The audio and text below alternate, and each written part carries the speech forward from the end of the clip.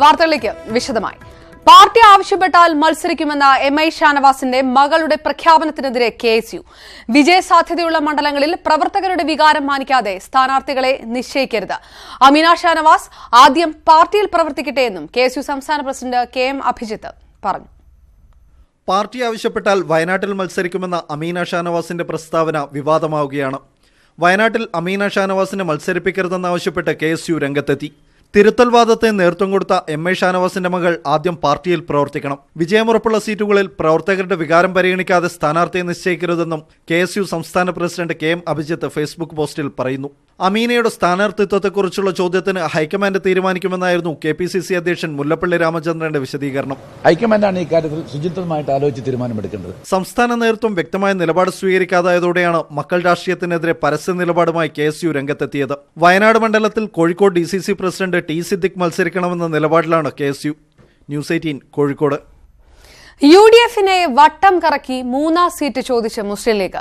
മൂന്നാം സീറ്റിന് ലീഗിന് അർഹതയുണ്ടെന്നും ഏത് സീറ്റാണെന്ന കാര്യം പിന്നീട് തീരുമാനിക്കുമെന്നും ഇ.ടി. മുഹമ്മദ് ബഷീർ പറഞ്ഞു. മൂന്നാം സീറ്റ് ചോദിക്കുന്ന കാര്യം തീരുമാനിച്ചിട്ടില്ലെന്ന് പി.കെ. കുഞ്ഞാലിക്കുട്ടിയും കെ.പി.എ. മജീദും പറയുമ്പോഴാണ് ബഷീർ നിലപാട് വ്യക്തമാക്കിയത്.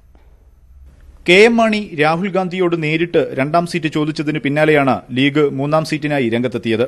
മൂന്നാം സീറ്റിന് ലീഗിന് അർഹതയുണ്ടെന്നും ആവശ്യം യു.ഡി.എഫിൽ ഉന്നയിക്കുമെന്നും ഇ.ടി. മുഹമ്മദ് ബഷീർ വ്യക്തമാക്കി. ലീഗിന് ഒരു മൂന്നാം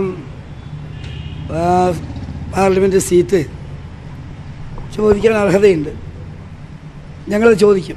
ഏത് സീറ്റ് ചോദിക്കണമെന്ന കാര്യം പിന്നീട് തീരുമാനിക്കും. അതല്ലാതെ ഇപ്പോൾ ഏതാണ് എന്താണ് എങ്ങനെ എന്നീ ഘട്ടത്തിൽ പറയാൻ നോക്കില്ല. ലീഗിന് മൂന്നാം സീറ്റിന് അർഹതയുള്ളതുകൊണ്ട് തീർച്ചയായും ഞങ്ങൾ ആവശ്യപ്പെടും. അത് വ്യക്തമാണ്. നിയമസഭാ പ്രാതിനിധ്യത്തിന്റെയും തദ്ദേശ തെരഞ്ഞെടുപ്പിലെ വോട്ട് കണക്കുകളും വെച്ചാണ് ലീഗ് മൂന്നാം സീറ്റിന് വേണ്ടിയുള്ള അവകാശവാദം ഉന്നയിക്കുന്നത്. മുൻകാലങ്ങളിലും പാർട്ടിയിൽ ഉയർന്ന ഈ ആവശ്യം ആദ്യമായാണ് ഇത്രത്തോളം ശക്തമാകുന്നത്. വയനാട്, കാസർകോട്, വടകര സീറ്റുകളിൽ ഏതെങ്കിലും ഒന്ന് വേണമെന്നാണ് മുസ്ലിം ലീഗിനുള്ളിൽ ഉയരുന്ന ആവശ്യം. അതേസമയം മൂന്നാം സീറ്റ് ചോദിക്കാൻ പാർട്ടി ഇതുവരെ തീരുമാനിച്ചിട്ടില്ലെന്ന് പി.കെ. കുഞ്ഞാലിക്കുട്ടിയും കെ.പി.എ. മജീദും നിലപാട് വ്യക്തമാക്കിയിരിക്കെയാണ് ഇ.ടി. മുഹമ്മദ് ബഷീർ ആവശ്യം പരസ്യപ്പെടുത്തി രംഗത്തെത്തിയത്. ഇന്നലെ രാഹുൽ ഗാന്ധിയുമായി നടത്തിയ കൂടിക്കാഴ്ചയിൽ മൂന്നാം സീറ്റ് ചോദിക്കാതിരുന്നതിൽ പാർട്ടിക്കുള്ളിൽ അതൃപ്തി പുകയുന്നുണ്ട്. ഇതിലുള്ള പ്രതിഷേധം അറിയിച്ചുകൂടിയാണ് ഇ.ടി. മുഹമ്മദ് ബഷീറിന്റെ പരസ്യ പ്രസ്താവന. മുഹമ്മദ് ഷഹീദ്, ന്യൂസ് 18 കോഴിക്കോട്. കേരള കോൺഗ്രസിൽ ഭിന്നിപ്പിന്റെ അന്തരീക്ഷം ശക്തമാക്കി. രക്തസാക്ഷിത്വ ദിനത്തിൽ ജോസഫ് ഗ്രൂപ്പ് സംഘടിപ്പിച്ച പ്രാർത്ഥനായജ്ഞം. പി.ജെ. ജോസഫ് ചെയർമാനായ ഗാന്ധി സ്റ്റഡി സെന്റർ സംഘടിപ്പിച്ച പരിപാടിയിൽ ജോസഫ് ഗ്രൂപ്പ് നേതാക്കൾ ഒന്നടങ്കം പങ്കെടുത്തപ്പോൾ കെ.എം. മാണിയും മാണി ഗ്രൂപ്പ് നേതാക്കളും വിട്ടുനിന്നു. അതേസമയം പി.സി. ജോർജ് പരിപാടിയിൽ സംബന്ധിക്കാനെത്തിയത് പുതിയ രാഷ്ട്രീയ നീക്കത്തിന്റെ സൂചനയായി. ജോസഫ് മാണി ഗ്രൂപ്പുകൾക്കിടയിൽ ഭിന്നത ശക്തിപ്പെടുന്നതിനിടെയായിരുന്നു പി.ജെ. ജോസഫിന്റെ നേതൃത്വത്തിലുള്ള ഗാന്ധി സ്റ്റഡി സെന്റർ പരിപാടി സംഘടിപ്പിച്ചത്. മാണി ഗ്രൂപ്പ് നേതാക്കൾ വിട്ടുനിന്നെങ്കിലും കേരള കോൺഗ്രസിലെ ജോസഫ് ഗ്രൂപ്പുകാരുടെ ഒത്തുചേരലായി പ്രാർത്ഥനായജ്ഞം. പരിപാടിക്ക് രാഷ്ട്രീയ ലക്ഷ്യമില്ലെന്ന് പി.ജെ. ജോസഫ് തന്നെ വ്യക്തമാക്കുമ്പോഴും കേരള കോൺഗ്രസിലെ പുതിയ സാഹചര്യത്തിൽ കൃത്യമായ സന്ദേശം നൽകാനാണ് ജോസഫ് ഗ്രൂപ്പ് ശ്രമിക്കുന്നതെന്ന് വ്യക്തം. നിയമസഭയിൽ മോൻസ് ജോസഫ് എല്ലാവരും ക്ഷണിച്ചു, കുറെ പേര് ഒത്തു. കെ.എം. മാണി വിട്ടുനിന്നെങ്കിലും ജോസ് കെ മാണി പരിപാടിക്ക് പിന്തുണ അറിയിച്ചു. അങ്ങനെ ഒരു പരിപാടി നടത്തുന്നത് നല്ലതാണ്. ഞങ്ങളുടെ മുദ്രാവാക്യം മതേതര ഭാരതത്തിൽ ഏറ്റവും പ്രധാനപ്പെട്ട അവർ മുന്നോട്ട് വെക്കുന്ന അതേ ഈ ഇത് തന്നെയാണ്. അത് ഒന്നുകൂടെ ഞങ്ങൾക്ക് സ്ട്രെങ്ത് തരികയുള്ളൂ. പഴയ നേതാവിന്റെ പരിപാടിക്ക് പി.സി. ജോർജ് എത്തിയത് എല്ലാവരെയും അമ്പരിപ്പിച്ചു. ഇത് സംബന്ധിച്ച ജോർജിന്റെ പ്രതികരണം ഇങ്ങനെ: കോഴയ്ക്കെതിരെ ജോസഫ് സമരം നടത്തുമ്പോൾ കെ.എം. മാണി എങ്ങനെ പങ്കെടുക്കുന്നത്? നിങ്ങൾ എന്തറിഞ്ഞുണ്ടായി വർത്തമാനം പറയുന്നത്? കോഴയ്ക്കെതിരെ ബഹുമാനപ്പെട്ട പി.എ. ജോസഫിന്റെ നേതൃത്വം നടക്കുന്ന ഈ പ്രാർത്ഥന സഫലമാകട്ടെ എന്ന് ഞാൻ പ്രാർത്ഥിക്കുന്നു. പെട്ടെന്ന് കടുത്ത നീക്കങ്ങൾക്ക് മുതിർന്നേക്കില്ലെങ്കിലും പാർട്ടിയിൽ പിളർപ്പിന്റെ സാഹചര്യം ഉരുത്തിരിയുന്നുണ്ടെന്നാണ് ജോസഫ് ഗ്രൂപ്പിന്റെ പൊതുവികാരം. ജോസ് കെ മാണിയുടെ കേരള യാത്രയിൽ പ്രവർത്തക പങ്കാളിത്തം കുറവാണെന്ന പരാതിക്കിടയിലും ജോസഫ് ഗ്രൂപ്പ് തലസ്ഥാനത്ത് പ്രവർത്തകരെ എത്തിച്ച് ശക്തി തെളിയിക്കാനാണ് ശ്രമിച്ചത്. ന്യൂസ് 18 തിരുവനന്തപുരം. സീറ്റ് നിർണയത്തിൽ വിട്ടുവീഴ്ചയ്ക്ക് തയ്യാറായി ബി.ഡി.ജെ.എസ്. 8 സീറ്റ് ആവശ്യപ്പെട്ടത് 5 സമവായത്തിന് സമവായത്തിന് തയ്യാറാകും. മികച്ച സ്ഥാനാർത്ഥികളെ മത്സരരംഗത്തിറക്കണമെന്നും നേതാക്കന്മാർ മാറി നിൽക്കണമെന്നുമാണ് തീരുമാനമെന്ന് യോഗശേഷം തുഷാർ വെള്ളാപ്പള്ളി പറഞ്ഞു. 4 സീറ്റ് മാത്രമേ ബി.ഡി.ജെ.എസിന് നൽകൂ എന്ന് ബി.ജെ.പിയുടേതായി പ്രചരിക്കുന്ന തീരുമാനം മാധ്യമ സൃഷ്ടിയാണെന്നായിരുന്നു തുഷാർ വെള്ളാപ്പള്ളിയുടെ പ്രതികരണം.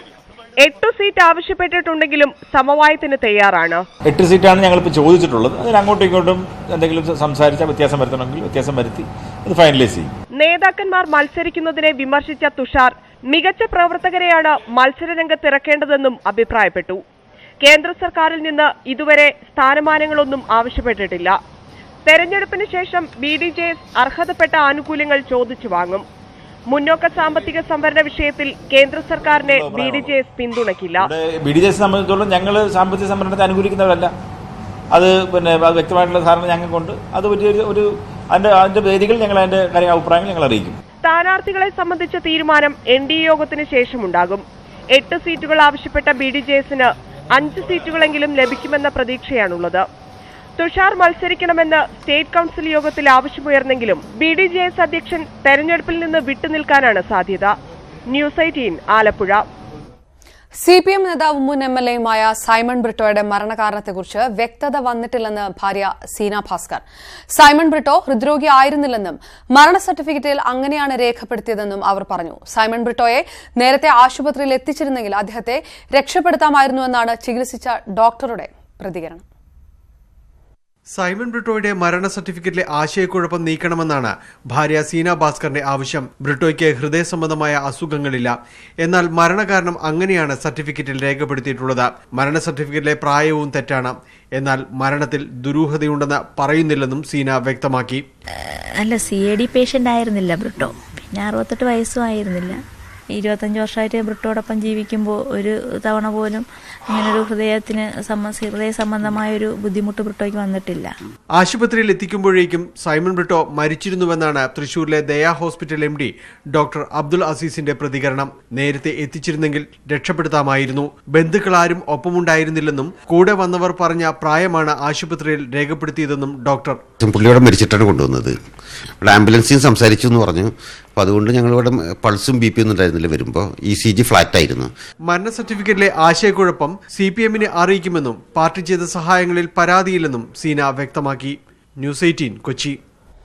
പ്രായപൂർത്തിയാകാത്ത ആദിവാസി പെൺകുട്ടിയെ പീഡിപ്പിച്ച കേസിൽ കോൺഗ്രസ് നേതാവിനെ പാർട്ടിയിൽ നിന്ന് പുറത്താക്കി. വയനാട് DCC അംഗം OM ജോർജിനെയാണ് പുറത്താക്കിയത്. ജോലിക്ക് നിന്ന ആദിവാസി ദമ്പതികളുടെ മകളായ 17-കാരിയെ പീഡിപ്പിച്ചെന്ന കേസിൽ പോലീസ് പോക്സോ ചുമത്തി കേസെടുത്തു. ജോർജ് ഒളിവിലാണ്. DCC മുൻ ജനറൽ സെക്രട്ടറിയും ബത്തേരി മുൻ പഞ്ചായത്ത് പ്രസിഡന്റുമായ OM ജോർജ് 1.5 വർഷത്തോളം 17-കാരിയായ ആദിവാസി പെൺകുട്ടിയെ പീഡിപ്പിച്ചെന്നാണ് കേസ്. ജോർജ് പെൺകുട്ടിയുടെ മൊബൈൽ ഫോണിലേക്ക് അയച്ച സന്ദേശം കണ്ട മാതാപിതാക്കൾ കുട്ടിയെ ചോദ്യം ചെയ്തിരുന്നു. തുടർന്ന് ഒരാഴ്ച മുമ്പ് പെൺകുട്ടി ആത്മഹത്യയ്ക്ക് ശ്രമിച്ചു. പരാതി ലഭിച്ചതിന്റെ അടിസ്ഥാനത്തിൽ ചൈൽഡ് ലൈൻ പ്രവർത്തകർ പെൺകുട്ടിയുമായി സംസാരിച്ച ശേഷമാണ് പീഡനം സ്ഥിരീകരിച്ചത്.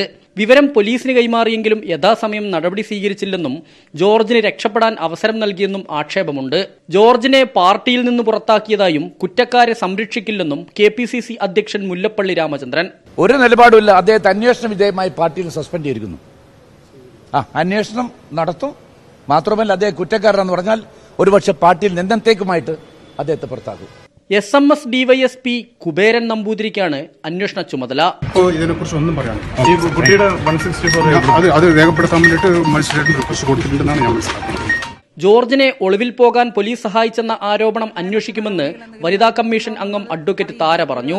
പോലീസിന്റെ ഭാഗത്തുനിന്ന് പ്രതിയെ രക്ഷപ്പെടാൻ എന്തെങ്കിലും സമീപനങ്ങൾ, സഹായങ്ങൾ ഉണ്ടായിട്ടുണ്ടെങ്കിൽ അത് ഗൗരവമാണ്. അത് തീർച്ചയായും അത് പരിശോധിക്കുകയും ആവശ്യമായ നടപടികൾ സ്വീകരിക്കുകയും ചെയ്യും. അറസ്റ്റ് ഉടനെ ഉണ്ടാകുമെന്നാണ് പോലീസ് നൽകുന്ന വിവരം. അർബൻ ബാങ്ക് വൈസ് പ്രസിഡന്റ് സ്ഥാനത്തുനിന്ന് OM ജോർജിനെ പുറത്താക്കണമെന്നാവശ്യപ്പെട്ട് DYFI പ്രവർത്തകർ ബാങ്കിലേക്ക് തള്ളിക്കയറി. News 18 Wayanad. CPM office raid ചെയ്ത SP ചൈത്ര തെരേസ ജോണിനെതിരായ നടപടിയുടെ കാര്യത്തിൽ മുഖ്യമന്ത്രിയുടെ തീരുമാനം ഇന്ന്. വിവാദങ്ങൾ ഒഴിവാക്കുന്നതിന്റെ ഭാഗമായി കാര്യമായ അച്ചടക്ക നടപടിക്ക് സർക്കാർ തയ്യാറാകില്ലെന്നാണ് സൂചന. സർക്കാരാണ് തീരുമാനമെടുക്കേണ്ടതെന്നായിരുന്നു DGPയുടെ പ്രതികരണം. നടപടി ആവശ്യത്തിൽ CPM ജില്ലാ നേതൃത്വം ഉറച്ചു നിൽക്കുകയാണ്. ചൈത്ര തെരേസ ജോണിന്റെ വിവാദ പരിശോധന സംബന്ധിച്ച പോലീസ് മേധാവിയുടെ റിപ്പോർട്ട് മുഖ്യമന്ത്രിയുടെ പരിഗണനയിലാണ്. അച്ചടക്ക നടപടിക്ക് ശുപാർശ ചെയ്യാത്ത പോലീസ് റിപ്പോർട്ടിൽ ഇനി മുഖ്യമന്ത്രിയുടെ തീരുമാനമാണ് നിർണായകം. റിപ്പോർട്ട് കൈമാറിയ കാര്യം DGPയും സ്ഥിരീകരിച്ചു.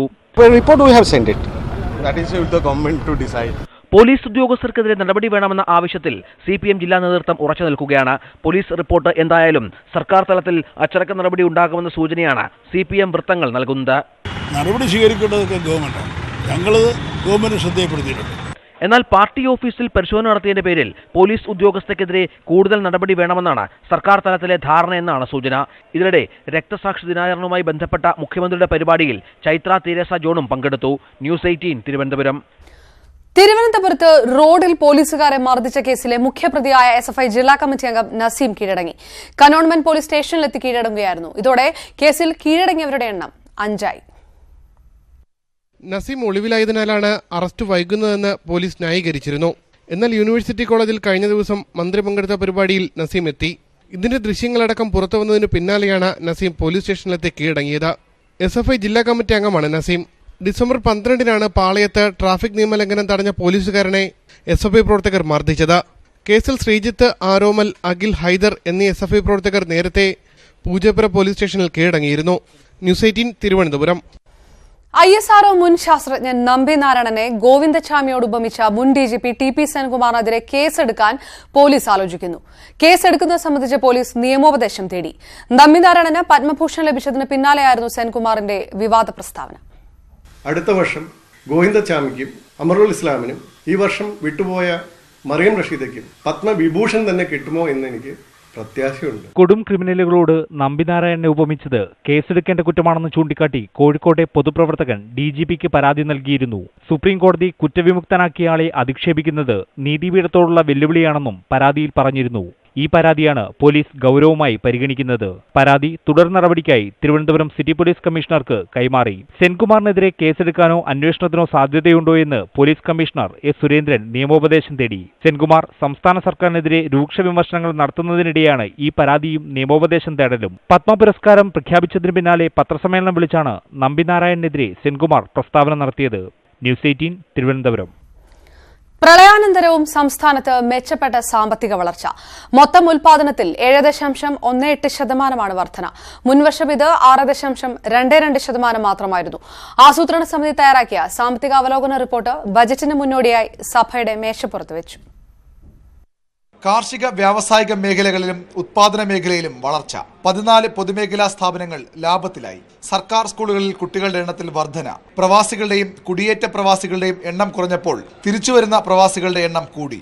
പ്രവാസി വരുമാനത്തിൽ വർധനയുണ്ടെങ്കിലും വളർച്ചാ നിരക്കിലെ കുറവ് ആശങ്കാജനകമായി തുടരുന്നു. സംസ്ഥാനത്തിന്റെ പൊതുസ്ഥിതിയെ സാമ്പത്തിക അവലോകന റിപ്പോർട്ട് ഇങ്ങനെ പറഞ്ഞുവെക്കുന്നു. കഴിഞ്ഞ സാമ്പത്തിക വർഷം ദേശീയ ശരാശരിയേക്കാൾ താഴെയായിരുന്നു സംസ്ഥാനത്തെ സാമ്പത്തിക വളർച്ചാ നിരക്ക്. 3 പതിറ്റാണ്ടിനിടെ ആദ്യമായുണ്ടായ ഈ സാമ്പത്തിക തകർച്ച പ്രളയ ദുരന്തത്തിനിടയിലും സംസ്ഥാനം മറികടന്നു. എന്നാൽ ഈ വളർച്ച സുസ്ഥിരമല്ലെന്ന് ധനമന്ത്രി. നമ്മളൊരു 1.5% വളർച്ച നിരക്ക് താഴേക്ക്. കാരണം പ്രളയം മൂലം സ്വത്തുക്കൾ മാത്രമല്ല നശിച്ചിട്ടുള്ളൂ. ഇത് 2 മാസക്കാലം സാമ്പത്തിക സ്തംഭനമായിരുന്നു സംസ്ഥാനത്ത്. ഒരു മാന്യകാലത്തെന്ന പോലെ തന്നെ സർക്കാരിന്റെ ചെലവ് ചുരുക്കാനല്ല, ചെലവ് വർദ്ധിപ്പിക്കാനാണ് ബഡ്ജറ്റ് പരിശ്രമിക്കുന്നത്. മൊത്തം ആഭ്യന്തര ഉത്പാദനത്തിൽ 11.42% വർധനയുണ്ട്. ആളോഹരി വരുമാനം 10.87% വർദ്ധിച്ചു. 1.48 ലക്ഷം രൂപയാണ് പ്രതിശീർഷ വരുമാനം. GST സംസ്ഥാനത്തിന് കാര്യമായ നേട്ടമുണ്ടാക്കിയില്ല. സംസ്ഥാനത്തിന്റെ നികുതിയേതര വരുമാനത്തിലും 15.46% വളർച്ചയുണ്ടായി. റവന്യൂ കമ്മി 2.46%, ധനക്കമ്മി 3.91% കുറഞ്ഞു. ന്യൂസ് 18 തിരുവനന്തപുരം. പ്രതീക്ഷയോടെ കേരളം.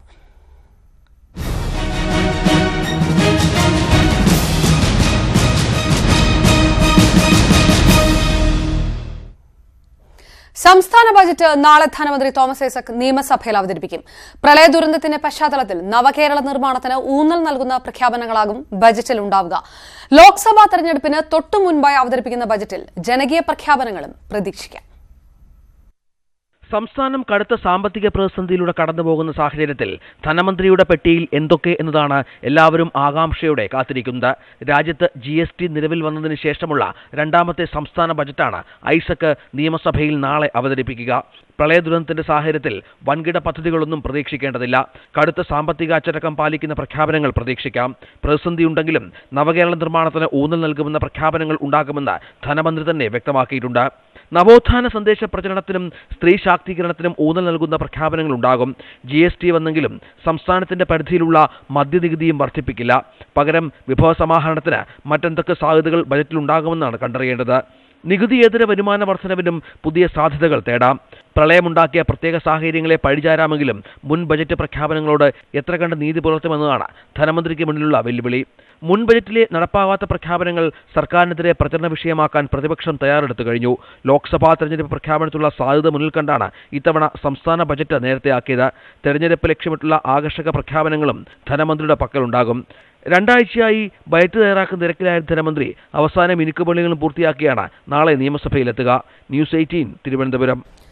നരേന്ദ്രമോദി സർക്കാരിന്റെ തെരഞ്ഞെടുപ്പ് മാനിഫെസ്റ്റോ ആകുമെന്ന് കരുതുന്ന കേന്ദ്ര ബജറ്റ് വെള്ളിയാഴ്ച കാർഷിക കടം എഴുതിത്തള്ളുന്നതും ദുർബല വിഭാഗങ്ങൾക്ക് അക്കൌണ്ടിലേക്ക് പണം എത്തിക്കുന്നതും ഉൾപ്പെടെയുള്ള വമ്പൻ പ്രഖ്യാപനങ്ങൾ ഉണ്ടായേക്കും. ബജറ്റ് സമ്മേളനത്തിന് മുന്നോടിയായി ലോക്സഭാ സ്പീക്കർ സുമിത്രാ മഹാജൻ സർവകക്ഷിയോഗം വിളിച്ചു. തെരഞ്ഞെടുപ്പിന് മുമ്പ് നരേന്ദ്രമോദി സർക്കാർ എന്തൊക്കെ പ്രഖ്യാപിക്കും? സാധ്യത 1. മധ്യപ്രദേശ്, രാജസ്ഥാൻ, ഛത്തീസ്ഗഡ് ഫലത്തിന്റെ പശ്ചാത്തലത്തിൽ കാർഷിക കടാശ്വാസ പ്രഖ്യാപനം. 2. നെല്ലിന്റെയും ഗോതമ്പിന്റെയും താങ്ങുവില ഇരട്ടിയായെങ്കിലും വർദ്ധിപ്പിക്കും. 3. ആദായ നികുതി നൽകേണ്ട വരുമാന പരിധി ഉയർത്തിയേക്കും. 4. പാവപ്പെട്ടവർക്കായി അക്കൌണ്ടിൽ നേരിട്ട് പണമെത്തിക്കുന്ന പുതിയ സഹായ പദ്ധതി. 5. അരമണിക്കൂറിൽ 1 കോടി രൂപയുടെ ചെറുകിട വ്യവസായ വായ്പ എല്ലാ ജില്ലകളിലേക്കും വ്യാപിപ്പിക്കും. ബജറ്റ് സമ്മേളനത്തിന് മുന്നോടിയായി ലോക്സഭാ സ്പീക്കർ സുമിത്രാ മഹാജൻ സർവകക്ഷി യോഗം വിളിച്ചു. ഓട്ടോൺ അക്കൌണ്ട് മാത്രമാണെങ്കിലും കണക്കുകളിലായിരിക്കില്ല ഈ ബജറ്റിന്റെ ഊന്നൽ. 2009 പ്രണബ് മുഖർജി അവതരിപ്പിച്ച 1ാം UPA സർക്കാരിന്റെ തെരഞ്ഞെടുപ്പ് ബജറ്റ് മാതൃകയായിരിക്കും നരേന്ദ്രമോദി സർക്കാരും പിന്തുടരുക. KP Abhilash, news 18, Delhi. കൂടുതൽ വാർത്തകൾക്ക് മുമ്പ് ഇടവേള. വിധിന്യായങ്ങൾക്ക് രാഷ്ട്രീയ നിറം നൽകുന്നത് ഗുരുതര കോടതി അലക്ഷ്യമെന്ന് സുപ്രീം കോടതി ജഡ്ജി ജസ്റ്റിസ് അരുൺ മിശ്ര. അഭിഭാഷകർ മാധ്യമങ്ങളിൽ വിധിന്യായത്തെയും ജഡ്ജിമാരെയും വിമർശിക്കുന്നത് പതിവായി. സാധാരണക്കാർക്ക് കോടതിയിലുള്ള വിശ്വാസം നഷ്ടമാവാൻ ഇത് കാരണമാകും. ഇത്തരം കരിങ്കാലികളെ പുറത്താക്കണം. അഭിഭാഷകർക്കെതിരായ അച്ചടക്ക നടപടിക്ക് മദ്രാസ് ഹൈക്കോടതി കൊണ്ടുവന്ന വ്യവസ്ഥകൾ റദ്ദാക്കിയുള്ള വിധിയിലാണ് ജഡ്ജിയുടെ പരാമർശം. വിവരങ്ങളുമായി എം ഉണ്ണികൃഷ്ണൻ ദില്ലിയിൽ നിന്ന് ചേരുന്നു. ഉണ്ണി, എന്തെല്ലാമാണ് വിധിയുടെ വിശദാംശങ്ങൾ? അപർണ, സുപ്രീം കോടതി വിധിന്യായങ്ങളുടെ പേരിൽ ന്യായാധിപന്മാരെ വിമർശിക്കുന്ന പ്രവണതയ്ക്കെതിരെയാണ് ജസ്റ്റിസ് അരുൺ മിശ്ര അധ്യക്ഷനായ സുപ്രീം കോടതി ബെഞ്ച് രംഗത്തെത്തിയിരിക്കുന്നത്. അഭിഭാഷകർക്കെതിരായ അച്ചടക്ക നടപടിക്ക് മദ്രാസ് ഹൈക്കോടതി കൊണ്ടുവന്ന വ്യവസ്ഥകൾ റദ്ദാക്കിക്കൊണ്ടുള്ള വിധിയിലാണ് ജസ്റ്റിസ് അരുൺ മിശ്രയുടെ രൂക്ഷമായ വിമർശനങ്ങൾ. അഭിഭാഷകർ മാധ്യമങ്ങളിൽ വിധിന്യായത്തെയും ജഡ്ജിമാരെയും വിമർശിക്കുന്നത് പതിവാവുകയാണ്. സാധാരണക്കാർക്ക് കോടതിയിലുള്ള വിശ്വാസം നഷ്ടമാകാനാണ് ഇതിലൂടെ കാരണമാവുക. ഇത്തരത്തിലുള്ള കരിങ്കാലികളായ അഭിഭാഷകരെ പുറത്താക്കുകയാണ് വേണ്ടത്. എല്ലാത്തിനും മുകളിലാണെന്നാണ് ചില അഭിഭാഷകരുടെ വിചാരം. അഭിഭാഷക സമൂഹത്തിന് നഷ്ടമായ നിലവാരം തിരിച്ചുപിടിക്കാൻ നടപടികൾ വേണം. ജഡ്ജിക്കെതിരെ പരാതി ഉണ്ടെങ്കിൽ ഉത്തരവാദിത്തപ്പെട്ട അധികാരികളെ സമീപിക്കുകയാണ് വേണ്ടത്. അടിസ്ഥാനമില്ലാത്ത വ്യാജ ആരോപണങ്ങൾ മാധ്യമങ്ങളിൽ ഉന്നയിക്കരുത്. വിമർശനങ്ങൾക്ക് മാധ്യമങ്ങളിലൂടെ മറുപടി നൽകാൻ ജഡ്ജിമാർക്ക് കഴിയില്ല എന്നും ഈ വിധിന്യായത്തിൽ പറഞ്ഞിട്ടുണ്ട്. സമീപകാലത്ത് ദില്ലിയിൽ നിന്നാണ് വിശദാംശം. കേന്ദ്ര സർക്കാരിനെ കടുത്ത പ്രതിസന്ധിയിലാക്കി രാജിവെച്ച statistical commission acting chairman. Note നിരോധനത്തെ തുടർന്ന് തൊഴിൽ നഷ്ടമുണ്ടായെന്ന റിപ്പോർട്ട് കേന്ദ്രം പൂഴ്ത്തിയതിൽ പ്രതിഷേധിച്ചാണ് രാജിയെന്ന് acting chairman PC Mohanan news 18നോട് പറഞ്ഞു. രാജ്യത്തെ സ്ഥിതിവിവര കണക്കുമായി ബന്ധപ്പെട്ട ഉന്നതതല സർക്കാർ സമിതിയിൽ നിന്ന് ആക്ടിംഗ് ചെയർമാൻ PC മോഹനനും അംഗം JV മീനാക്ഷിയും ഇന്നലെയാണ് രാജിവെച്ചത്. ഇതിന് പിന്നാലെയാണ് രാജിക്കുള്ള കാരണം PC മോഹനൻ ന്യൂസ് 18നോട് വ്യക്തമാക്കിയത്. 2017-18 വർഷത്തെ തൊഴിൽ കണക്കുകൾ സംബന്ധിച്ച് ദേശീയ സാമ്പിൾ സർവേ ഓഫീസ് നടത്തിയ സർവേയുടെ ഫലം പ്രസിദ്ധീകരിക്കാൻ ഇതുവരെ കേന്ദ്ര സർക്കാർ തയ്യാറായിട്ടില്ല. വീടുകൾ കേന്ദ്രീകരിച്ച് നടത്തിയ സർവേയുടെ ഫലം നോട്ട് നിരോധനത്തെ തുടർന്ന് തൊഴിൽ മേഖലയിലുണ്ടായ പ്രത്യാഘാതങ്ങൾ വ്യക്തമാക്കുന്നതാണ്. കമ്മീഷൻ അംഗീകാരം നൽകിയ ശേഷവും റിപ്പോർട്ട് പൂഴ്ത്തിവയ്ക്കുന്നതിന് പിന്നിലെ കാരണം വ്യക്തമല്ല. സാധാരണഗതിയിൽ കമ്മീഷൻ അപ്രൂവ് ചെയ്താൽ അത് ഇമ്മീഡിയറ്റ് പെട്ടെന്ന് തന്നെ റിലീസ് ചെയ്യുന്നതാണത്. വെബ്സൈറ്റിൽ റിപ്പോർട്ട് വരുന്നതാണ്. ഇതുവരെ വന്നിട്ടില്ല. അതും ഒരു കാരണമാണ് ഞങ്ങൾ വിടാനുള്ള. സർവേ കഴിഞ്ഞാൽ ഒരു 6-7 മാസം കൊണ്ട് റിപ്പോർട്ട് വരണം. അത് അക്സെപ്റ്റഡ് കാര്യമാണ്. ലോക്സഭാ തെരഞ്ഞെടുപ്പിൽ സർവേ ഫലം പ്രതിപക്ഷം ഉപയോഗിക്കാൻ സാധ്യതയുള്ളതിനാൽ കൂടിയാണ് സർക്കാർ ഇടപെടലെന്നാണ് വിലയിരുത്തൽ. വിവാദമായ GDP വിവരങ്ങൾ പ്രസിദ്ധീകരിക്കുന്നതിന് മുമ്പ് കമ്മീഷനുമായി ചർച്ച നടത്താത്തതിലും രാജിവെച്ച അംഗങ്ങൾക്ക് അതൃപ്തിയുണ്ട്. ചീഫ് സ്റ്റാറ്റിസ്റ്റീഷ്യൻ പ്രവീൺ ശ്രീവാസ്തവയും നിതി ആയോഗ് CEO അമിതാഭ് കാന്തും മാത്രമാണ് സമിതിയിൽ ശേഷിക്കുന്ന അംഗങ്ങൾ. എം ഉണ്ണികൃഷ്ണൻ, ന്യൂസ് 18, ഡൽഹി.